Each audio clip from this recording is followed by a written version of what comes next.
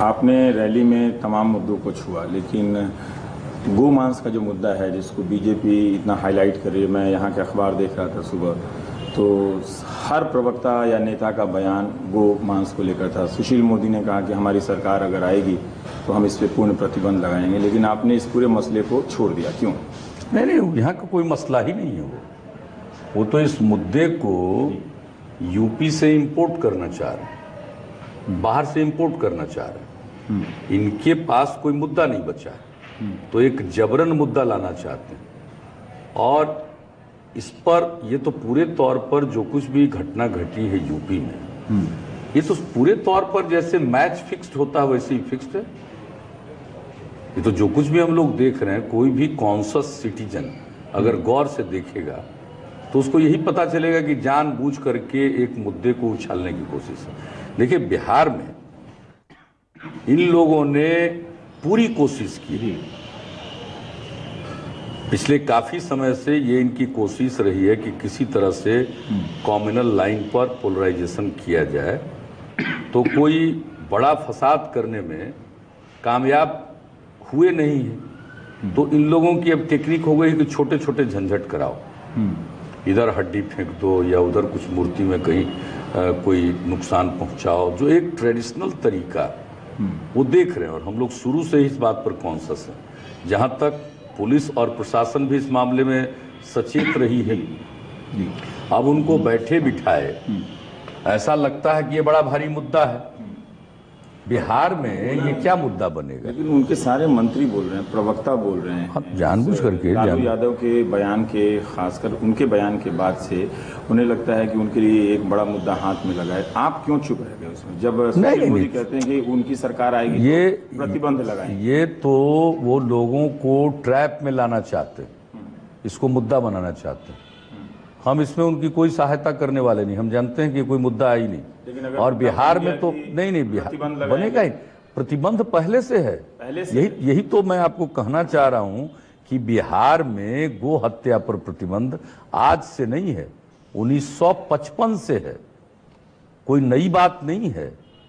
यहां पर गो हत्या पर प्रतिबंध, अब मैं किसी का नाम नहीं लेता हूं, मैं जानता हूं कि उन लोगों के पास कोई मुद्दा है नहीं।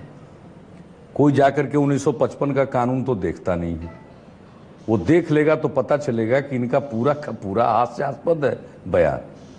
पूरे तौर पर पाबंदी है बिहार में गो हत्या पर, गो हत्या पर पूर्ण प्रतिबंध है। और यहां ऐसी कोई घटना सामने नहीं आई है।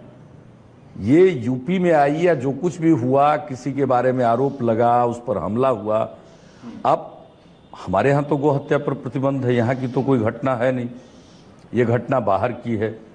और बाहर में भी जिस तरह से इसको एक पोलराइजेशन के लिए इस्तेमाल किया जा रहा है, अब किसी को घेर करके मार दिया जा रहा है, यानी आप देख लीजिए किस तरह की प्रवृत्ति है।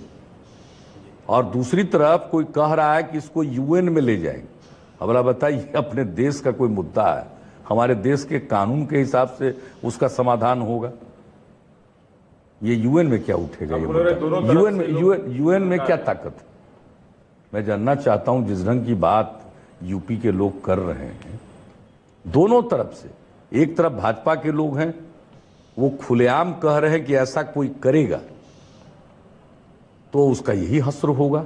एक तरफ बीजेपी के लोग कह रहे हैं, दूसरी तरफ ये लोग जो हैं सपा की तरफ से। तो आगे के यूपी के चुनाव को देखते हुए ये एक तरह से इस तरह की बात की जा रही है। ये यहां तो गोहत्या पर पूर्ण प्रतिबंध है, यहां की न कोई घटना है न ऐसी संभावना है। फिर भी आप ये इम्पोर्ट कर के जरिए बात पहुंच रही है लोगों तक, बोलना न बोलना, आदमी अपनी बात कहेगा ना। हमारे पास कहने को इतने मुद्दे हैं, मैं तो समझता ही नहीं हूं कि यह कोई मुद्दा ही नहीं है। वो लोगों का ध्यान भटकाने के लिए, और खास करके वो फंस गए हैं आरक्षण के सवाल पर। एक तो 2014 के लोकसभा के चुनाव में इन्होंने जितने वायदे किए सब जुमले साबित हुए, और उन्होंने खुद कह भी दिया। ठीक है, आरक्षण तो इसलिए उनकी सफाई है और आपने काफी घेरा है, तो उनका कहना उनकी कोई सफाई नहीं है। उनकी कोई सफाई नहीं। आरएसएस चीफ के बोलने के बाद ये बीजेपी के लोगों का आरएसएस के सामने कोई वजूद है क्या? लोगों ने ये हम लोग नहीं जानते हैं क्या? एक स्टेटमेंट को आपने भी बड़ा मुद्दा नहीं, कोई स्टेटमेंट नहीं है, इंटरव्यू है कि वो लालू प्रसाद यादव के उस बयान को वो भी बड़ा मुद्दा बनाया। ऐसा है, ये कोई बयान नहीं है उनका, आरएसएस प्रमुख का। बाजाप्ता आरएसएस के मुखपत्र पांचजन्य हिंदी में, अंग्रेजी में ऑर्गेनाइजर, उसमें उनका ऑफिशियल इंटरव्यू है अपनी पत्रिका में। नहीं, बीजेपी की सफाई कोई मतलब ही नहीं। प्रधानमंत्री जी ने तो कुछ कहा नहीं इस प्रश्न पर, कह भी नहीं सकते। और बीजेपी वालों का क्या वजूद है? चुनाव के टाइम में बिहार में चुनाव है होने वाली, ऐसे में अभी सोच लीजिए कि नहीं 40 रैली, अब कहने का भी क्या मतलब है उनका? राम जेठमलानी जी ने मंडल कमीशन के पक्ष में वकालत की थी, आज से 2 दिन पहले आकर उन्होंने पटना में कह दिया, सारी बातें कही। देखिए, वो एक ऐसा गंभीर मुद्दा है, तो उससे बचने के लिए और दूसरी तरफ मामले को ले जाने के लिए इस मुद्दे को उछाल रहा है। आपको लगता नहीं? मैं एक चीज देख रहा हूं कि लालू प्रसाद यादव आक्रामक बात कह रहे हैं। ठीक है, आपके 5 सभाओं में मैंने देखी कि आप शालीनता या मर्यादा नहीं तोड़ रहे हैं, लेकिन उनकी बात से बीजेपी ज्यादा टारगेट कर रही है, तो उससे आपको परेशानी हो रही है, आप चुप होकर निकल जा रहे हैं? ऐसा नहीं है, हम अपनी पूरी बात कह रहे हैं और आपने सभी सभाओं में सुना होगा। जो मुद्दे हैं बिहार से संबंधित, उन मुद्दों पर स्पष्ट राय हम रखते हैं। और प्रश्न है कि भाषा तो मेरी होगी ना, संस्कार मेरा है। वो जिस संस्कार में पले बढ़े होंगे, जिस तरह की भाषा का प्रयोग करते हैं भाजपा के लोग, ये उनको मुबारक हो। देश के प्रधानमंत्री के पद पर बैठा हुआ आदमी एक राज्य के मुख्यमंत्री के बारे में कहता है कि इसका डीएनए गड़बड़, इस तरह की भाषा को कोई दूसरा प्रयोग करेगा? इन लोगों के राष्ट्रीय अध्यक्ष, इन्होंने लालू जी के ऊपर क्या कहा? ऐसी भाषा का प्रयोग वो करेंगे? मैं तो अपनी भाषा, लालू यादव ने भी नरभक्षी कहा है और दुर्योधन नहीं, नहीं, लालू जी ने जो कुछ भी कहा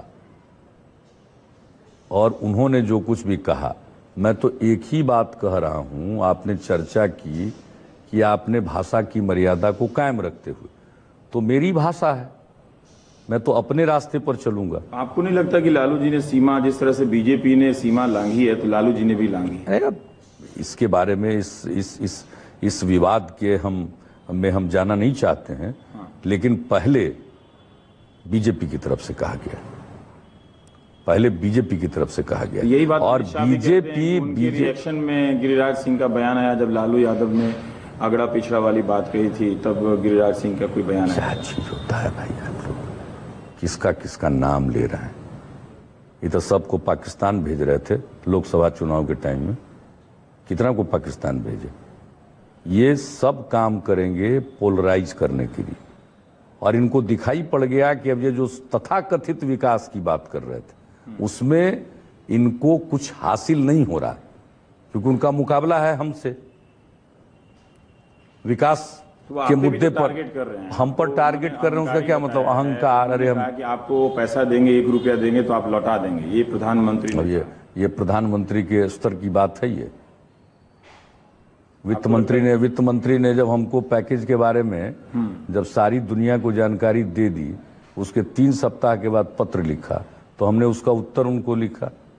तो जो मैंने उनको उनके पत्र का जवाब भेजा, तो उसके उत्तर में जो उन्होंने फिर पत्र भेजा, उसमें तो उन्होंने ही कह दिया कि ये जितनी योजनाएं हैं केंद्र सरकार के विभिन्न मंत्रालयों के द्वारा लागू की जाएंगी और उनकी योजनाएं हैं।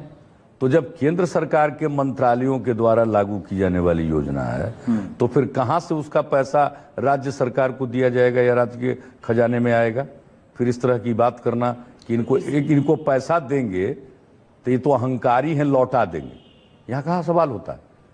राज्य सरकार को पैसा देने का प्रश्न नहीं है, राज्य को पैसा देने की बात। क्योंकि मैं अखबारों में जो पढ़ रहा था कि बीजेपी के मंत्रियों का ये आरोप है कि आपने कुछ पैसे या तो देर से बजट में पैसे मांगे हैं या फिर उसमें देरी की है। एक किसी विभाग का मसला था कि आपने 89 दिन की देरी की है। अरे पता नहीं, हाँ, हमको तो नहीं मालूम है। पूरे आपने देश कोई पैसा में लौटाया है? सूखे की स्थिति है। 300 से ज्यादा जिला सूखाग्रस्त है। इनको है चिंता? ये सब बिहार में टहल रहे हैं, कोई सुनने वाला तो है नहीं, इसलिए अंत में प्रधानमंत्री जी की 40 सभा लगा रहे हैं।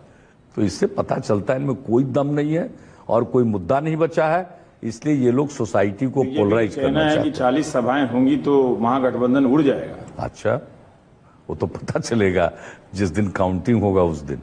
आपको लगता है कि जीतेंगे आप लोग? अरे इनका आता पता नहीं रहेगा, देख नहीं रहे हैं, ये तो इनके डेस्परेशन का परिचायक है।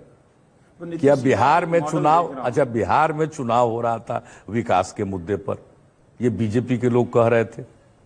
अब आ गए किस चीज पर आ गए?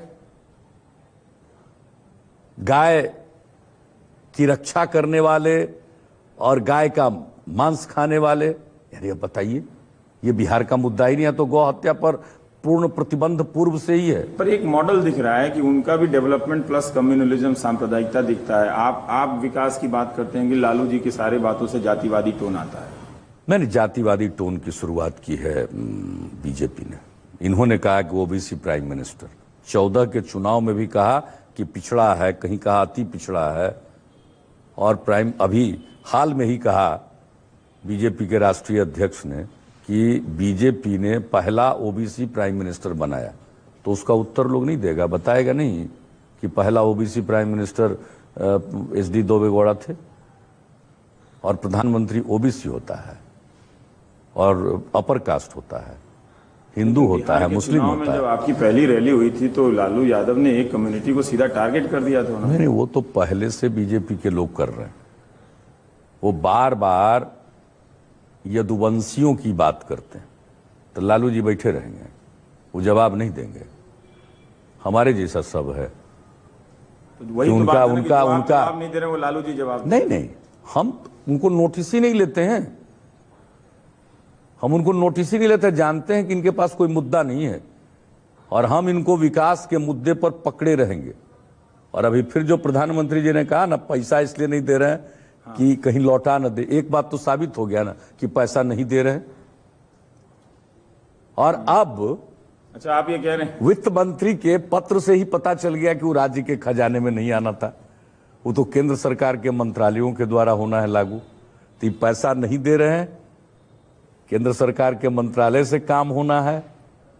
तो ये अब जितनी रैली करेंगे ना, हर रैली में कोई ना कोई ये गलती करते जाएंगे, उलझते जाएंगे। आपकी तरफ से भी हो रही हैं, मतलब नहीं, हम लोग क्या, हम लोग तो कोई बात नहीं करते। कौन गौ रक्षक बने भाई? अरे यहाँ तो गाय की पूरी रक्षा है, आपको पता है। यहाँ दुग्ध के उत्पादन में क्या हुआ, जहां से 4 गुना मेरे कार्यकाल में बढ़ा है, ये क्या बताएंगे? इनके पास कहने के लिए कुछ है क्या?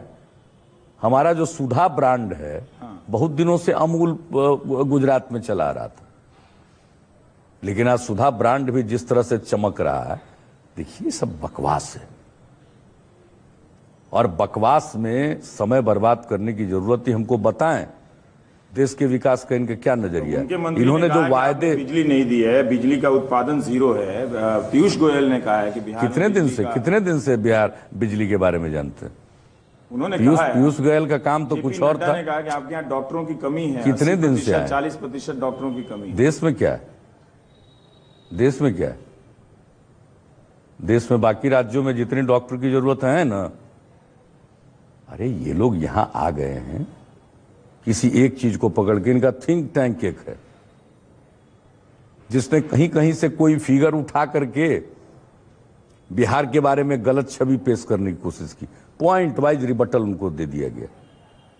उसी प्रकार से ईज ऑफ डूइंग बिजनेस की बात आई, बता दिया, इनको एक्सपोज कर दिया कि साहब आपने राज्य सरकार से आंकड़े मांगे, भेजे गए आंकड़े, इंडिपेंडेंट एजेंसी ने यहां आकर लोगों को कहा कि यह काम अच्छा है, और उसके बाद जो उन्होंने यहां भेजी रिपोर्ट कमेंट के लिए और कहा कि एनेक्सर लगा हुआ, एनेक्सर नहीं था, मांगते रहे राज्य सरकार से लोग, नहीं दिया और एक तरफा रैंकिंग कर दिया। अच्छा ये बताइए, ईज ऑफ डूइंग बिजनेस के लिए जो रैंकिंग की गई थी, कंपेटिटिव इन्वायरमेंट क्रिएट करने के लिए, किसी राज्य को नीचा दिखाने के लिए? ये देश चलाने की इनमें सलाहियत है? उन्होंने 1 to 10 बताया कि इसमें 1 to 10 में 1 to 10 बताया। देश 140 से लुढ़क के 142वें स्थान पर पहुंच गया था इनके राज में। तो इन्होंने बीच में क्या चल रहा है? नहीं, जरा ये पूरा हो जाए ना पहले। ये तो किसी भी चीज को इस प्रकार से यूज करते हैं कि बिहार को नीचा दिखाएं, और जब हम उनके सामने आईना दिखाते हैं कि आप ये बताइए कि राज्य सरकार ने जो आंकड़े भेजे उसका आपने प्रयोग किया, अन्य राज्यों में आपने उसका प्रयोग किया? ठीक है, कांग्रेस तो इस प्रकार से बिहार को नीचा दिखाने के लिए ये सारा काम करते रहते हैं। इनके मंत्री आते हैं, इनको अपने मिनिस्ट्री के बारे में ठीक से जो एक चीज रखनी चाहिए। ने क्या बात गलत कही? फालतू बात करते हैं यहाँ करके लोग। बिहार में बिजली का उत्पादन 0 है। क्या बात कर रहे हैं? पूर्वी भारत में सबसे खराब उपभोग की कितनी बिजली लोगों को मिल रही है? बिजली की स्थिति में इंप्रूवमेंट हुआ?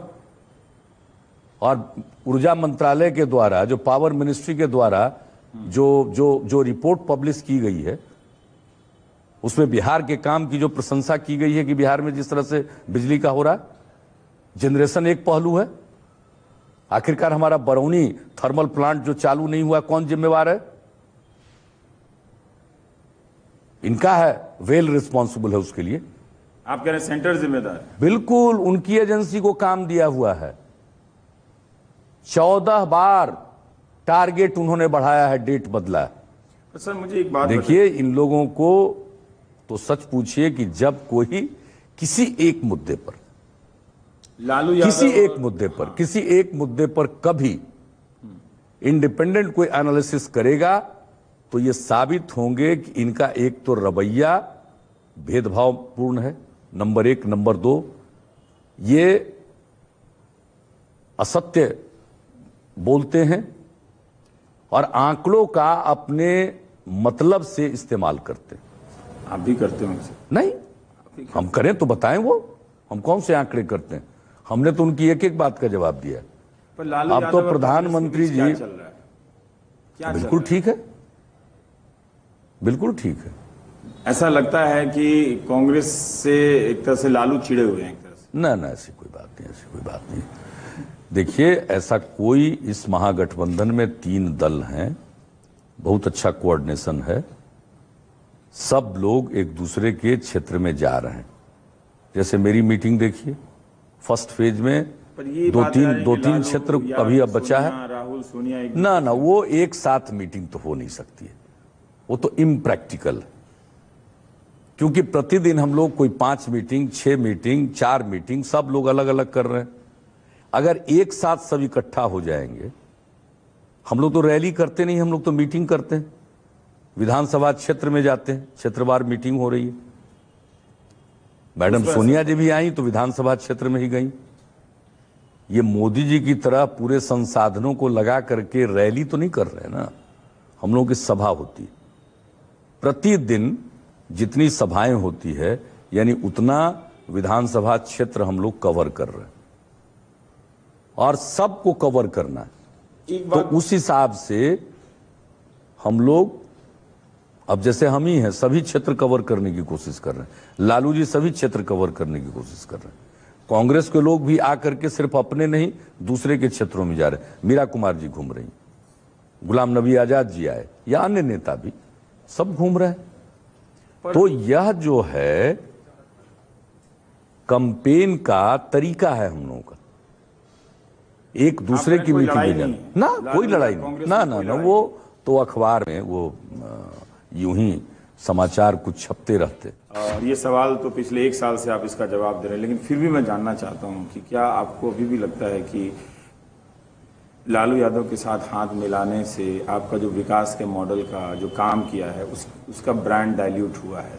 नहीं, बीजेपी का मैं देखता हूं हमला वो पूरा जंगल राज पे फोकस रहता है कि ये वो आपकी सरकार अगर आई तो फिर वो जंगल राज 2 लौट कर आएगा। अरे ये तो उनका प्रचार है, और भारतीय जनता पार्टी का जो काम करने का तरीका है, जो उनकी नीतियां हैं, या जिस प्रकार से देश को चलाना चाह रहे हैं, बिहार के चुनाव पर देश भर की निगाह टिकी हुई है।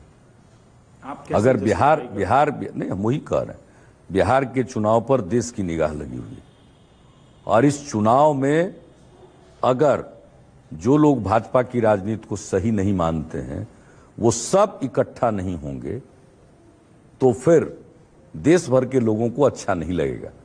लड़ाई सिर्फ बिहार की नहीं, और बिहार में भी एकजुटता से बहुत मजबूती आई है। यह आवश्यकता थी और इसलिए हम लोगों ने हाथ मिलाया है, मजबूती से एक साथ खड़े हैं। और बीजेपी के गठबंधन में अनेक प्रकार के झगड़े उभर कर सामने आए हैं, हम लोगों में जबरदस्त एकजुटता है और ये सही है। हम किसी भी मायने में डिफेंसिव नहीं है। बीजेपी के पास कोई मुद्दा नहीं है, या तो वो जंगल राज कहते हैं, उनको हम एक एक सभा में अपराध के आंकड़ों को सामने रखकर बता देते हैं। भले ही उनका प्रभाव है अखबारों पर, वो छपते रहेंगे, लेकिन लोगों के मन और दिल पर। आपने एक सभा में भी कहा कि क्यों आपको लगता है कि मीडिया में उनको ज्यादा प्रभाव है? क्यों आपको? तो प्रभाव दिखता ही नहीं है क्या? बुलेटिन की तरह दिख रहा है सब, तब इसमें क्या कहना है? हम लोगों को भी पता है, तो उस ढंग से उनकी बात आएगी। और हम लोगों के आप भी मीडिया अरे फालतू, हम लोग काहे के लिए, हम लोग किस खेत की मूली है हम लोगों को मालूम नहीं है। आपको लेकिन मालूम है हम लोग लोकतंत्र, हम लोगों को मालूम है हिस्सा नहीं मिल रहा है। बराबरी। ये आपने क्या चर्चा छेड़ दी? अरे बोलते सुना है, यहाँ भी मैं आपने जब कहा कि अखबार कोई में तुलना नहीं। अरे आप देखिए ना, आप अगर पटना आए हैं तो अखबार उठा करके देख लीजिएगा,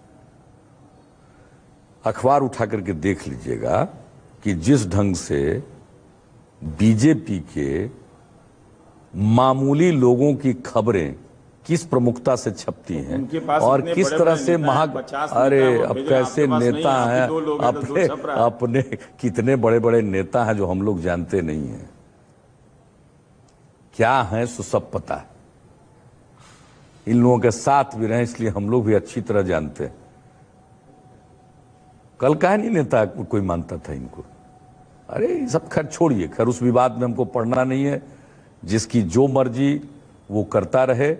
लेकिन बहरहाल वो किसी भी तर्क से या तथ्य पर आधारित कोई चर्चा करने को तैयार नहीं। वो भावनाओं को उभारना चाहते हैं, लोगों को डराने के लिए जंगल राज का प्रयोग। तो आप बहस क्यों नहीं कर रहे? और अपमानित क्यों नहीं? हम तो बहस करने को तैयार ही हैं। हम सबसे पहले तो विकास पर बहस करना चाहते हैं, पहले वो बहस कर लें। जिसको कहा उन्होंने कि बीमारू राज से बाहर आ गया मध्य प्रदेश, तो बहस करें ना। गुजरात का मॉडल है, कुपोषण के शिकार हैं गुजरात में लोग, महिलाएं कुपोषण के शिकार हैं। कैसा विकास है? मध्य प्रदेश में आधा से ज्यादा लोग फेल कर जाता है मैट्रिक में। किस प्रकार की शिक्षा व्यवस्था?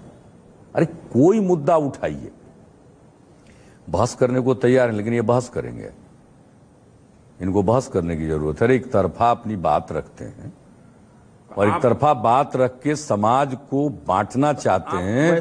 एक तो जंगल नहीं, अब हम लोग अपनी बात यादव को लेकर आपसे एक तरह से दूरी बना रहा है या उसके मन में खटका है? अब ये तो अपनी बात हम लोग कह रहे हैं। अब हम तो कोई जानते नहीं है कि कौन तबका है, काहे उसको लेकर के परेशान हैं। हम तो उनके डर है कि फिर से स्थितियां बिगड़ जाएंगी। तो उनसे तो हम यही कहेंगे कि डरिए मत। बीजेपी के लोग डरा रहे हैं, आप डर रहे हैं, कलेजा को मजबूत रखिए, डरने की कोई जरूरत नहीं है। और ये समाज को बांटना चाहते हैं, विकास चाहते हैं। अब बताइए किस किस तरह का काम कर रहे हैं। शुरू में तो बोले कि विकास का मुद्दा होना चाहिए, और अब जाके कहां पहुंच गए? कहां पहुंच गए? जिस राज्य में गौ हत्या पर पूर्ण प्रतिबंध है, वहां पर कहते हैं गाय का मांस खाने वाले और गाय की रक्षा करने वाले। यहां तो गाय रक्षित है, गौ हत्या पर प्रतिबंध है, आज से नहीं 1955 से। और यहां ये मुद्दा उठा रहे हैं। अब आप समझ सकते हैं कि इनके पास मुद्दों का अकाल है। विकास के मुद्दे पर ये टिक नहीं सकते हैं, इसलिए इस प्रकार के विवादित मुद्दों को हवा देकर लोगों की भावनाओं को भड़काना चाहते हैं, समाज को में ध्रुवीकरण चाहते हैं, पोलराइज करना चाहते हैं। इस बहाने वो कहते हैं कि आप जातिवाद बढ़ा रहे हैं। अरे क्या बात है, जातिवाद तो वो बढ़ा रहे हैं, रोज बोल रहे हैं जात। भाई आप प्रधानमंत्री हैं और मुंह से शब्द निकालिएगा यदुवंशी का, तो यदुवंशी अगर वो जवाब देता तो जातिवादी हो गया। और आप तो भाई बड़ा जाति निरपेक्ष हैं। अभी रोज बोल रहे हैं बीजेपी के लोग प्रधानमंत्री की जाति का उल्लेख कर रहे हैं। उन्होंने कहा कि पिछड़ा प्रधानमंत्री बनेगा। आपको लगता है कि अरे भाई जाति का नाम प्रधानमंत्री के जात के नाम का उल्लेख कर रहे हैं। यहाँ बिहार रोज भाषण दे रहे हैं। कहा कि पिछड़ा मुख्यमंत्री बनेगा। आप साहब पर कमेंट मत पूछिए हमसे। नहीं पूछे आपसे। कौन किन लोगों का नाम लीजिए, सबका कमेंट पूछिएगा। अब उन पर भी हम कमेंट करें। अब ऐसा दुर्दिन आ गया है कि इन लोगों पर भी कमेंट करें। पर जयप्रकाश नारायण के जन्म दिवस पे, जन्मशती पे काफी कार्यक्रम बीजेपी कर रही है और बीजेपी की एक वैचारिक आलोचना है कि आप कांग्रेस विरोधी नेता रहे हैं और पूरा जीवन आपने उसमें लगाया है और अंत में जाकर आप उस संगम में पहुंच गए जहां कांग्रेस की धारा को आपने स्वीकार। नहीं, अब तो कांग्रेस तिलांजलि शब्द का कांग्रेस का स्थान बीजेपी ने ले लिया। तो जिस आधार पर कांग्रेस का विरोध था उस दौर में, उसी आधार पर अब भाजपा का विरोध होना चाहिए, क्योंकि अब ये गद्दी पर बैठ गया, कांग्रेस नहीं। अब तो भाजपा के मन में जिस प्रकार का अहंकार है और जितने इनके विरोधी हैं उनको समाप्त करना चाहते हैं, ये न केन प्रकारे न, तो अब ये जो प्रवृत्ति है बीजेपी की, इससे मुकाबला करना पड़ेगा। और इसमें नहीं, जेपी को वो क्या लेकर जाएंगे, फालतू बात है। जेपी को वो क्या लेकर के जाएंगे, नाम भजने से होता है। उनके सिद्धांत को ये मान लेंगे। जेपी ने तो कहा था जनेऊ तोड़ो, तो ये सबको जनेऊ पहनाने लगे थे। 74 आंदोलन की तो बात है, और हम लोग जेल में देखे नहीं है इनकी मानसिकता क्या है। तो आपने कहा, आप कह रहे हैं कि जनेऊ तोड़ने की जेपी की बात इन लोगों ने नहीं मानी? नहीं मानी, जनेऊ तोड़ने की बात कही, ये सबको जनेऊ पहनाने लगे। अरे साहब, ये जेपी की बात क्या मानेंगे? जेपी के गांव में जा करके या उनके मूर्ति पर माल्यार्पण करना, राज्य सरकार की तरफ से बहुत सारे काम स्वीकृत हैं, वहां काम किए जा रहे हैं सिताब दियारा में। इसलिए ये लोग क्या करेंगे? अब कहिए अभी चुनाव का समय है, इनको अद्भुत प्रचार मिल रहा है, ये खांसेंगे तो हेडलाइन है, तो वैसी स्थिति में कहां बहस में पड़े? तो आपको नहीं लगता कि इस दौर में आप पिछड़ सकते हैं? नो, हम काहे पिछड़ेंगे? अरे नहीं, इस दौर में कहां जाए।